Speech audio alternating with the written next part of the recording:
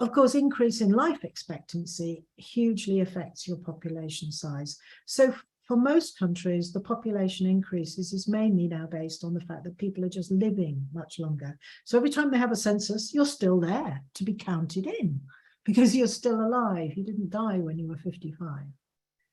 The abortion rate, it's a very important factor, of course, for women, whatever circumstances there are, is not affected by legality. Women have abortions, whether it's legal or not. And this has been proved time and time again.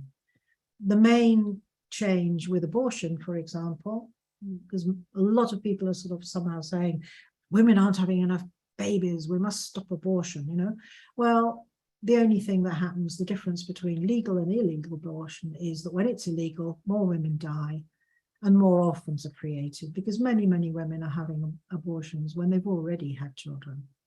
It's not confined to younger women or unmarried women, for example.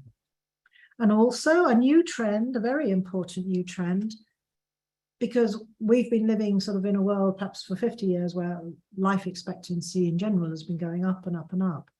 Now, for example, in the US and the UK, life expectancy is actually reducing for poor people. It may be increasing on average still because the bulk of the population is better off and their life expectancy is going up. But we've now hit in the Western world a situation where life expectancy of the poor is actually reducing.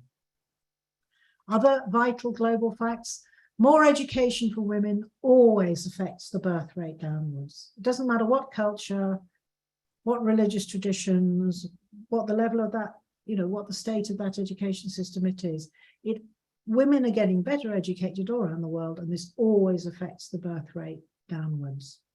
Next, all over the world and also within individual countries, people are moving from rural areas into the cities. Cities are getting lots more bigger cities, lots more depopulated rural areas.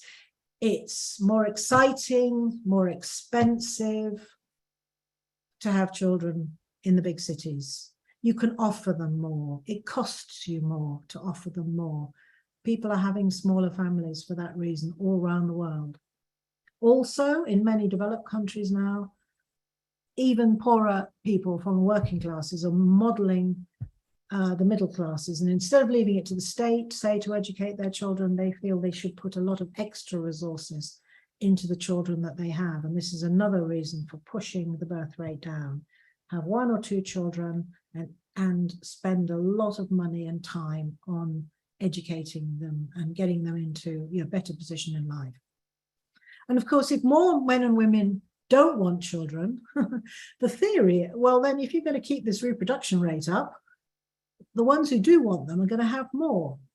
They're not having more. So as the number of people not having children sort of eats into the general mass of the population, you are reducing the number of children that are being born. So to have more children, as many politicians want us to do and pressure us to do and endlessly talk to us about as it's a problem, if we don't stop this reduction in the number of children being born, each woman, is seriously against the global trend. It's completely against the global trend.